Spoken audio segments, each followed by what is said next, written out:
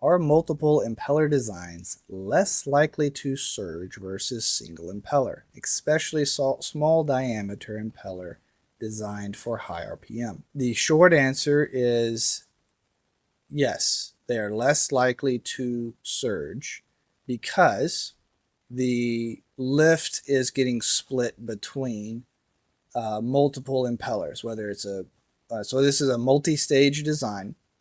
In the multi-stage, we can have two impellers, three impellers. We can have as many impellers as we want. You get into other industrial applications where we're moving high volumes of natural gas or something.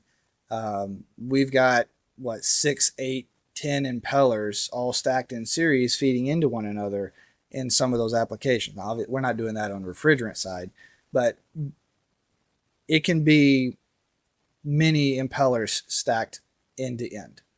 And it doesn't matter whether it's like a turbo core style or a CVH style train. This is a YT, right? So we have a single impeller that is spinning. It just feeds in, goes straight into a diffuser, out into the volute. So a multi-impeller, as you can see here, this is where they're both tied in directly into one another. So refrigerant comes in, first stage impeller, it passes into a diffuser. That diffuser, instead of going into a volute, then turns into another suction chamber for the second stage impeller.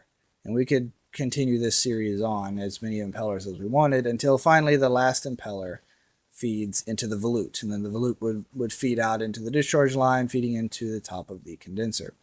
So with this, we're still trying to achieve the same lift because ultimately, what are we wanting? We're wanting a leaving water temperature of a certain value.